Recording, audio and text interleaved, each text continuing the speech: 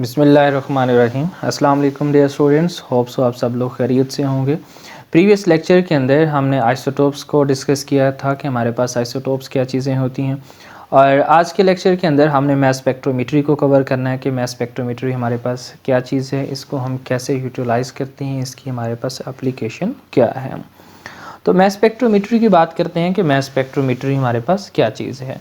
Mass spectrometry एक ऐसी technique है जिसमें हम किसी भी एलिमेंट के डिफरेंट आइसोटोप्स के एग्जैक्ट एटॉमिक मैसेज और रिलेटिव अबेंडेंस को मेजर कर सकते हैं। ओके, तो ये कौन सी टेक्निक है जिसके अंदर हम किसी भी एलिमेंट के डिफरेंट आइसोटोप्स के एग्जैक्ट एटॉमिक मैसेज और रिलेटिव अबेंडेंस को मेजर कर सकते हैं। ओके, तो इसकी क्या डेफिनेशन बनेगी? A technique which is used to measure the exact atomic masses of different isotopes of an element along with their relative abundance is called mass spectrometry। इसको हम mass spectrometry कहेंगे। और mass spectrometry के अंदर हम कौन सा इंस्ट्रूमेंट यूज़ करते हैं? वो use mass spectrometer। Okay, mass spectrometry के अंदर जो इंस्ट्रूमेंट यूज़ होता है उसे हम mass spectrometer कहते हैं। ये जिस तरह आप अपनी स्क्रीन के ऊपर देख भी रहे हैं, जो हमारे पास लेटेस्ट मॉडल है मास स्पेक्ट्रोमीटर का, ये यूटिलाइज़ होता है मास स्पेक्ट्रोमेट्री के अंदर। और इंटरनली ये कैसे दिखता है, इसकी वर्किंग क्या है, ये सारी चीज़ें हम स्टडी करेंगे इस लेक्चर के अंदर। लेकिन उससे पहले हम मास स्पेक्ट्रोमीटर की हिस्ट्री को स्टडी कर लेते हैं कि इसकी हिस्ट्री क्या है, ये किस तरह हमारे पास डेवलप हुआ है। क्या आज जिस तरह हमें मास स्पेक्ट्रोमीटर दिखता है, क्या आज से बहुत अरसा पहले जो है ये इसी तरह दिखता था या इससे डिफरेंट था? ओके, तो हिस्ट्री की बात करें तो फर्स्ट ऑफ ऑल जो है ऑस्टन मास स्पेक्ट्रोग्राफ जो है वो डिस्कवर हुआ था। ओके, ऑस्टन जो है एक साइंटिस्ट थे, उन्होंने 1919 के अंदर एक मास स्पेक्ट्रोमीटर इन्वेंट किया, एक मास स्पेक्ट्रोमीटर जो है वो डेवलप किया। और उस मास स्पेक्ट्रोमीटर से आप क्या चीज़ फाइंड आउट कर सकते थे, क्या चीज़ मेजर कर सकते थे? किसी भी एलिमेंट के जो डिफरेंट आइसोटोप्स हैं उनके एटॉमिक मैसेज को जो है वो आप फाइंड आउट कर सकते थे, मेजर कर सकते थे। ओके, और लाजमी बात है कि वो जो एलिमेंट है वो कौन सा सैंपल होना चाहिए? गैशियस सैंपल होना चाहिए। गैशियस स्टेट के अंदर जो एलिमेंट्स थे उनके एटॉमिक मैसेज को आप मेजर कर सकते थे।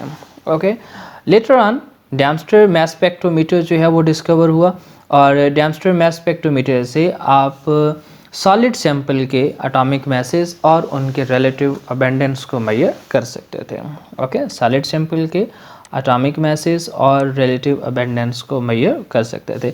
बट नोअडेज हम डैम्स्टर मास स्पेक्ट्रोमीटर से जो है ऑल स्टेट के अंदर जो हमारे पास सैंपल हैं, सॉलिड हो, लिक्विड हो या गैस हो, हम इन तमाम के एटॉमिक मैसेज और रिलेटिव अबेंडेंस को मेजर कर सकते हैं।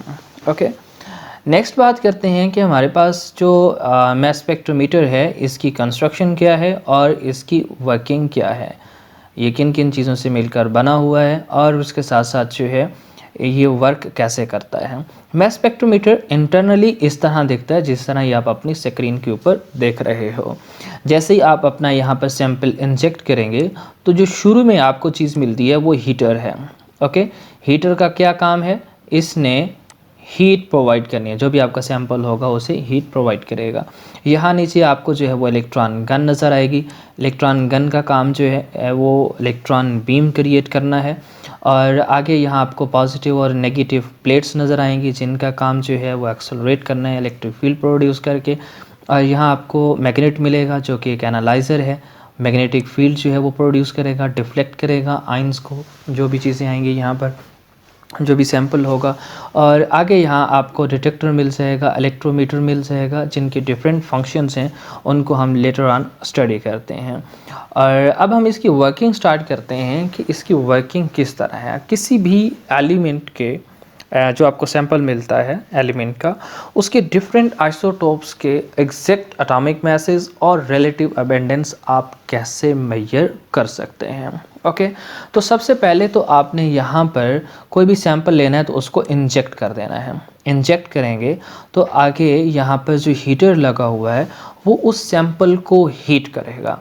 जैसे ही हीट करेगा तो उसको वेपर्स के अंदर कन्वर्ट कर देगा, चाहे वो सॉलिड स्टेट के अंदर हो, सॉल्यूशन की स्टेट के अंदर हो, लिक्विड स्टेट के अंदर हो, सॉलिड स्टेट के अंदर हो, किसी भी स्टेट के अंदर जो है वो एग्जिस्ट करता है, तो वो उसे सबसे पहले क्या करेगा, वेपर्स के अंदर कन्वर्ट कर देगा, गैसियस स्टेट के अंदर कन्वर्ट कर देगा।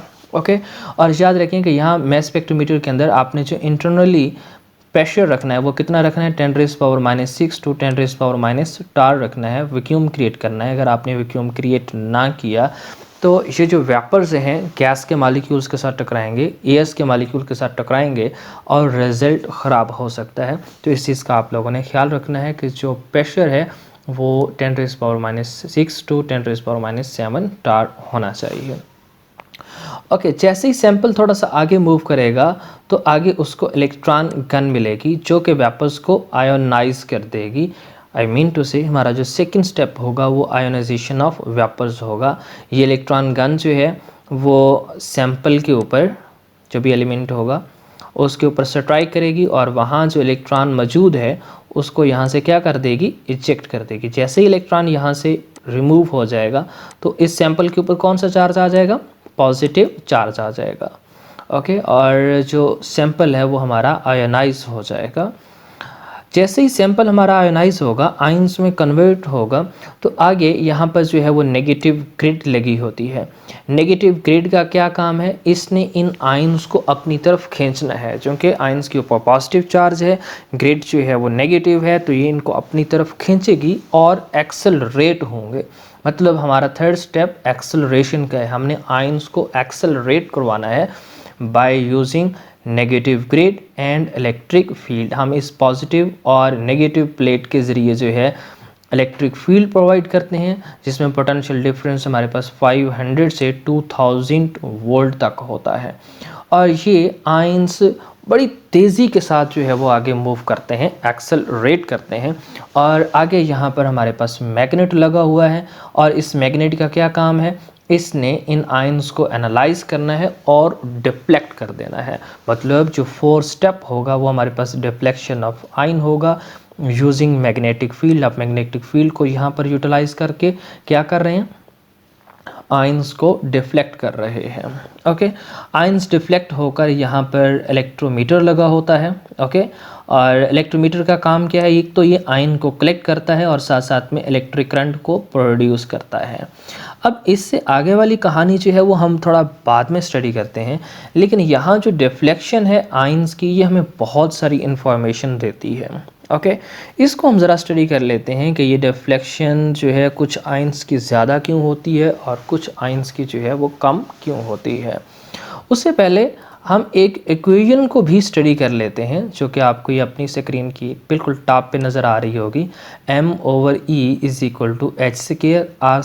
h²r²/2e। यहाँ पर पता होना चाहिए कि h क्या है। h is a strength of magnetic field. यहाँ जो आपने ये मैग्नेट अप्लाई किया हुआ है इसकी मैग्नेटिक फील्ड क्या है उसको आप h से डिनोट करते हो।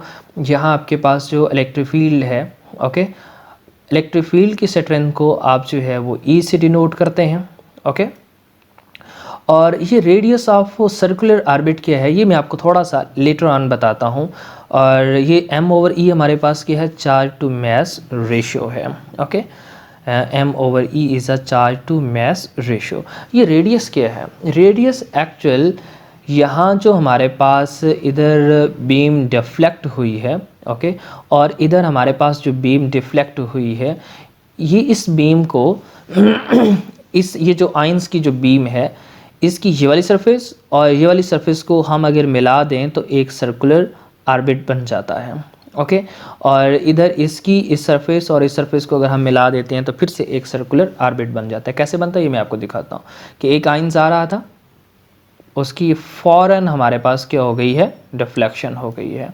और एक आयंस जो है वो धीरे धीरे जाकर क्या होता है, डिफ्लेक्ट होता है यूँ। ओके, यूँ इसकी क्या हुई है, हमारे पास डिफ्लेक्शन हुई है। बहुत कम जो है इसकी डिफ्लेक्शन हुई है, तो हम इसे क्या कहेंगे, ये मैं डिफ्लेक्शन आपको एक बार फिर से बता देता हूँ, ठीक नहीं बनी।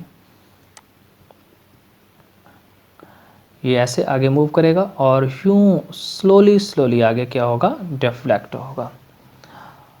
अब ये सर्कुलर ऑर्बिट क्या है, इस सरफेस ये वाली जो लाइन है इसको और इसको अगर आप मिला देते हैं तो हमारे पास एक सर्कुलर ऑर्बिट बनता है जिसका ये रेडियस क्या होगा, हमारे पास r होगा। ओके, इसी तरह इसको और इसको अगर आप मिला दें तो हमारे पास एक सर्कुलर ऑर्बिट बनेगा जिसका हमारे पास क्या होगा, रेडियस r होगा। तो ये रेडियस r अब आपको समझ आ रहा है कि ये जो डिफ्लेक्शन होती है आयंस की वो एक क्या बनाते हैं, सर्कुलर ऑर्बिट बनाते हैं। ओके, और उस सर्कुलर ऑर्बिट का जो रेडियस होता है उसको हम क्या कहते हैं, r कहते हैं। ये वाला जो आपको r से केयर नज़र आ रहा है ये एक्चुअल जो हमारे पास आयंस की बीम डिफ्लेक्ट हुई है और वो जो सर्कुलर ऑर्बिट बनाते हैं उनका रेडियस हमारे पास क्या है, r है।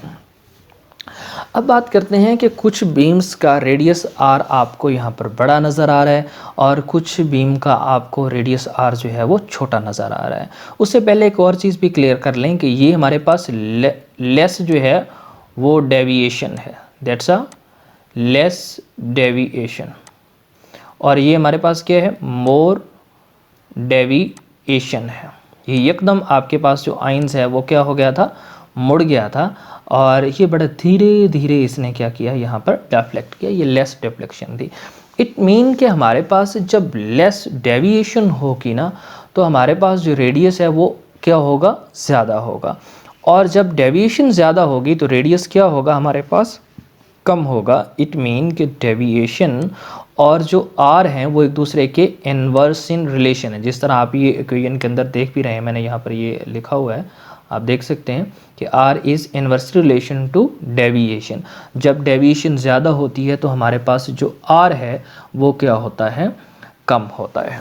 अब बात करते हैं कि डेविएशन कब ज़्यादा होती है और कब डेविएशन हमारे पास जो है कम होती है। Okay, deviation depend on 3 factor. One is a strength of magnetic field and second one is a strength of electric field and third one is mass of ions. Okay, सबसे पहले जो है मैं मैग्नेटिक फील्ड की strength के हवाले से deviation को जो है वो एक्सप्लेन करता हूँ। जब हमारे पास स्ट्रेंथ ऑफ मैग्नेटिक फील्ड ज़्यादा होगी तो डेविएशन जो है वो ज़्यादा होगी। ओके, मतलब ये यूं शार्पली यहाँ से क्या कर जाएंगे, आयंस डेविएट कर जाएंगे। बच्चों जब डेविएशन ज़्यादा होगी ना तो हमारे पास जो r है वो क्या हो जाएगा, कम हो जाएगा, क्योंकि डेविएशन और r एक दूसरे के इन्वर्स इन रिलेशन में है। ओके, बात समझ गए, डेविएशन ज़्यादा तो r हमारे पास क्या हो गया, कम हो गया। इट मीन कि h और r हमारे पास एक दूसरे के इन्वर्स इन रिलेशन होंगे। ओके, यहाँ मैं आप इक्वेशन से आपको बताता हूँ कि जब आप h को बढ़ाओगे तो जो r है वो हमारे पास क्या हो जाएगा, कम हो जाएगा। ओके, तो h और r एक दूसरे के इन्वर्स इन रिलेशन में है कि when we increase the magnetic field deviation will be increase and when the deviation will be increase r will be decrease, so that's why h and r is inverse in relation. Okay, ये एक relation हमारे पास जो है वो complete हो गया। Next बात करते हैं ई और डेविएशन के आपस में क्या रिलेशन है। ई क्या है, हमारे पास स्ट्रेंथ ऑफ इलेक्ट्रिक फील्ड है। स्टूडेंट्स जब आप ई को बढ़ाएंगे तो डेविएशन हमारे पास क्या हो जाएगी, कम हो जाएगी, क्योंकि ये एक दूसरे के क्या हैं, इन्वर्स इन रिलेशन में है। Okay, when E is increase then deviation will be decrease. बच्चों जब डेविएशन डिक्रीज होगी तो डेविएशन और r एक दूसरे के क्या हैं, इन्वर्स इन रिलेशन में है, तो हमारे पास डेविएशन डिक्रीज तो r क्या हो जाएगा, इंक्रीज हो जाएगा। ओके, तो आप यहाँ से रिलेट कर सकते हैं e और r दोनों क्या हो रहे हैं, इंक्रीज हो रहे हैं। ओके, ये आपको एक छोटा सा पॉइंट जाता हुआ नज़र आ रहा है जिसमें मैं आपको रिलेट करने की कोशिश कर रहा हूँ कि e और r का आपस में क्या रिलेशन है। e इंक्रीज तो r भी क्या हो रहा है, इंक्रीज।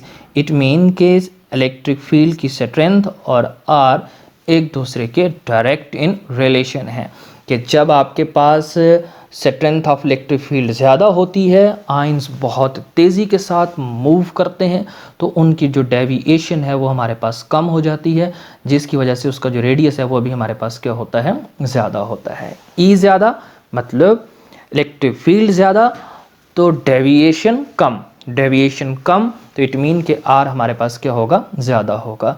इट मीन यहाँ से जब आप E को इंक्रीज़ करोगे तो R क्या हो जाएगा, इंक्रीज़ हो जाएगा। याद रखें कि इस केस में फिर हम H को क्या रखेंगे, कांस्टेंट रखेंगे। नेक्स्ट बात करते हैं कि M/E और R का आपस में क्या रिलेशन है। एक तो यहाँ से आपको नज़र आ रहा है कि M/E का डायरेक्ट रिलेशन है कि जब हमारे पास M/E की रेशियो बढ़ेगी तो R भी क्या हो जाएगा, इंक्रीज़ हो जाएगा। ओके, R इंक्रीज़ का मतलब है कि उसकी डेविएशन लेस होगी। ओके, इट मीन कि हमारे पास यहाँ जो आइंस जा रहे हैं, जिस तरह ये आपको पॉइंट नज़र आ रहा है, यहाँ से आइंस जा रहा है और वो हैवी है, भारी है, जिसकी M/E हमारे पास क्या है, ज़्यादा है, तो वो आगे जाकर क्या करेगा, घिरेगा। उसकी डेविएशन जो है वो हमारे पास क्या होगी, कम होगी। जब डेविएशन कम होगी तो R क्या होगा, ज़्यादा होगा।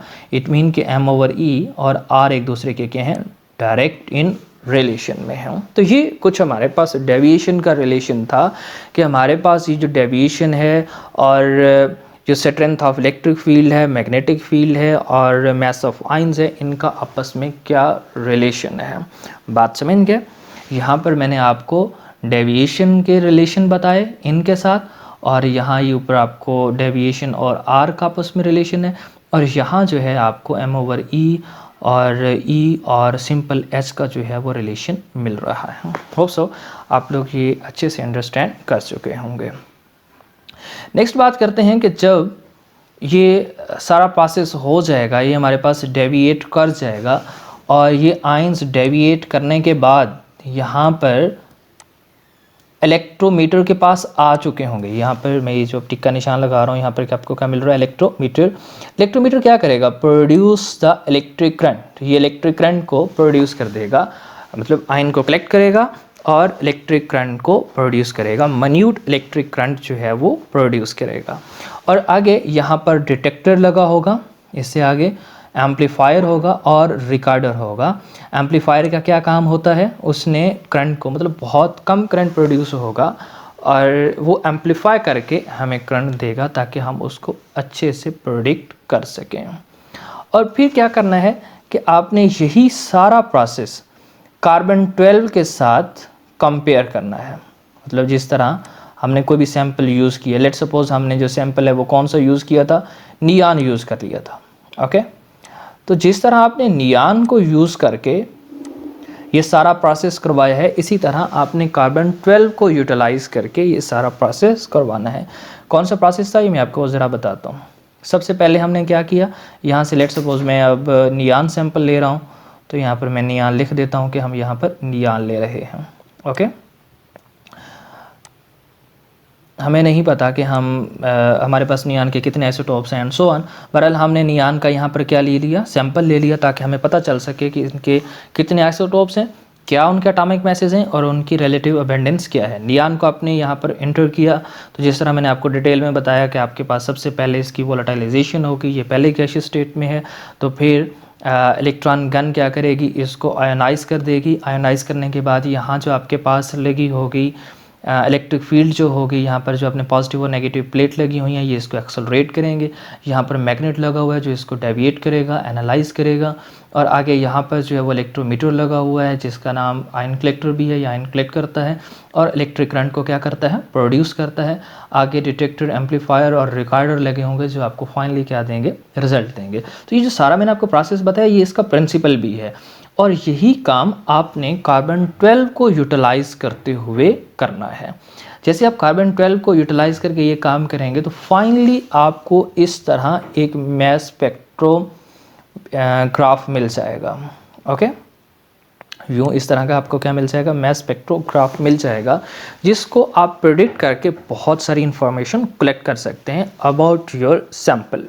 ओके, क्या प्रोडिक्ट कर सकते हैं, किस तरह इसकी प्रोडक्शन होती है। यहाँ आपको नंबर ऑफ़ पीक्स नज़र आ रही हैं 1 2 3, ये क्या बता रही है। याद रखें कि number of peak tell us about the number of isotopes. ये हमें आइसोटोप्स के बारे में बताते हैं कि भाई कितने नंबर ऑफ़ आइसोटोप्स वहाँ पर मौजूद हैं उस सैंपल के। हमने सैंपल कौन सा यूज़ किया, नियान। तो बच्चों नियान के कितने आइसोटोप्स होने चाहिए, कितनी पीक्स हैं, 1 2 एंड 3, तो 3 इसके आइसोटोप्स होने चाहिए और इसके 3 आइसोटोप्स हैं भी सही। ओके। उसके बाद हाइट ऑफ पीक है। हाइट ऑफ पीक किस चीज़ के बारे में बताती है? रिलेटिव अबेंडेंस ऑफ आइसोटोप्स के बारे में बताती है कि जो ज़्यादा अबेंडेंट होगा उसकी पीक आपको ज़्यादा हाइट में मिलेगी, और जो कम जो है अबेंडेंस में होगा उसकी आपको हाइट जो है वो कम मिलेगी, और जो उससे कम या ज़्यादा होगा उसकी हाइट आपको उससे कम या ज़्यादा मिलेगी। ओके।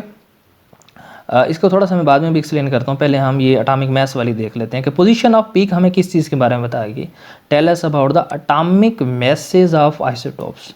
हम यही करना चाह रहे थे कि हमें आइसोटोप्स का क्या पता चल जाए, एटॉमिक मैसेज का पता चल जाए। तो यूँ आप पता लगा सकते हैं इस मैस स्पेक्ट्रोग्राफ को देखकर कि उस एलिमेंट के कितने आइसोटोप्स हैं, रिलेटिव अबेंडेंस, और उसके साथ साथ उनके एटॉमिक मैसेज क्या है। देखें इसकी जो पोजीशन बन रही है 20 पर बन रही है, 21 पे बन रही है, और कहाँ पर बन रही है? 22 पर बन रही है।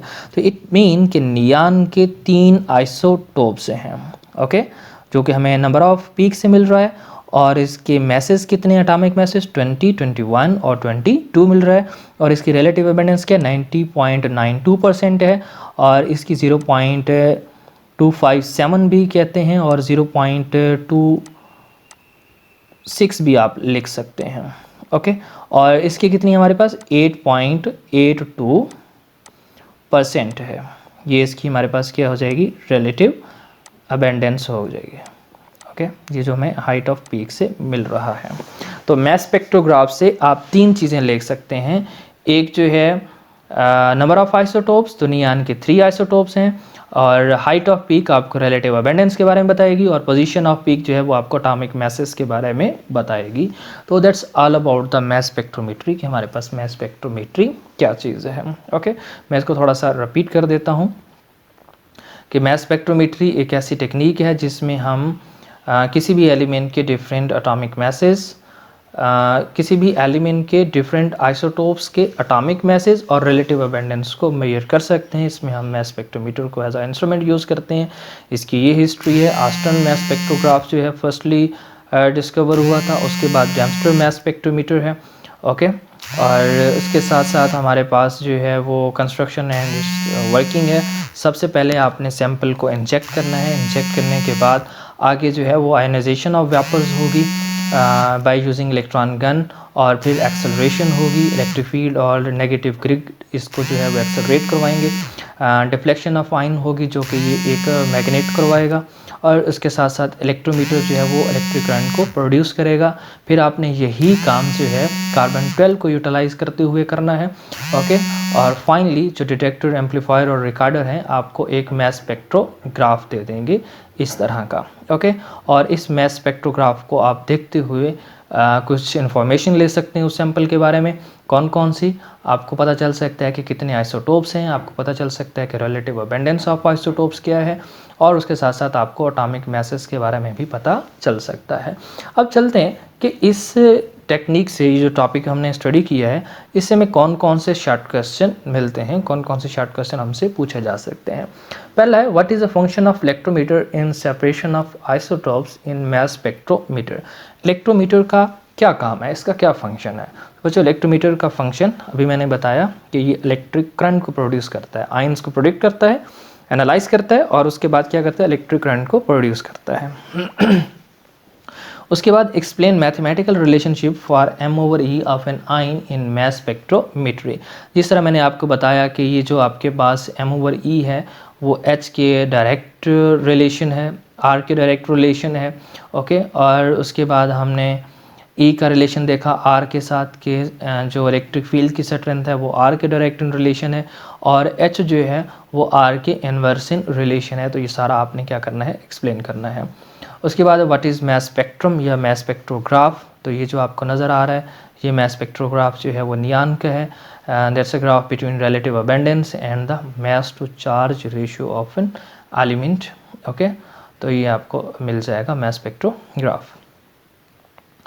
नेक्स्ट है डिफाइन मैस स्पेक्ट्रोमीटर। तो मैस स्पेक्ट्रोमीटर क्या है कि ये यूटिलाइज होता है to measure the exact atomic masses of isotopes of different isotopes of an element. Okay, और basic principle of mass spectrometer. तो ये जो सारा आपके पास प्रोसेस है, थोड़ा सा आपने बताना है कि हम सैंपल को इंजेक्ट करते हैं, फिर हमारे पास आगे जो है वो हीट होता है, वेपोराइज होता है और आयनाइजेशन होती है। आयनाइजेशन के बाद जो मास स्पेक्ट्रोमीटर है दैट्स वेरी इंपॉर्टेंट कि वो m/e की बेस पर सैंपल को सेपरेट करता है। That's very important point.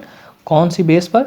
m/e की बेस पर जो हमारे सैंपल होंगे, उनके जो आइसोटोप्स होंगे, जारी सी बात है उनके m/e सब की क्या होगी? डिफरेंट होगी। तो उनकी बेस पर उनको क्या करता है? सेपरेट करता है, उनकी सेपरेशन करता है। तो यूँ आपका ये जो प्रिंसिपल है, इसका बेसिक प्रिंसिपल वो क्या हो जाएगा? कंप्लीट हो जाएगा। तो ये किसकी बेस पर सेपरेशन करता है? m/e की बेस पर जो है वो सेपरेशन करता है। ये MCQs वगैरह में भी आपसे पूछा जा सकता है। होप सो स्टूडेंट्स आप जो है इस टॉपिक को अच्छे से समझ चुके होंगे, और अगर फिर भी आपको इसमें कोई प्रॉब्लम हो, आपका कोई क्वेश्चन हो, तो आप कमेंट सेक्शन में मुझसे पूछ सकते हैं, मुझसे कंसर्न कर सकते हैं। एंड होप सो आपको ये वीडियो अच्छी लगी होगी, और अगर आपको ये लगता है कि ये वीडियो आपके लिए हेल्पफुल थी तो इस चैनल को ज़रूर सब्सक्राइब करें और बेल आइकन के बटन पर ज़रूर क्लिक कर दीजिएगा। Thank you very much. अल्लाह हाफिज़।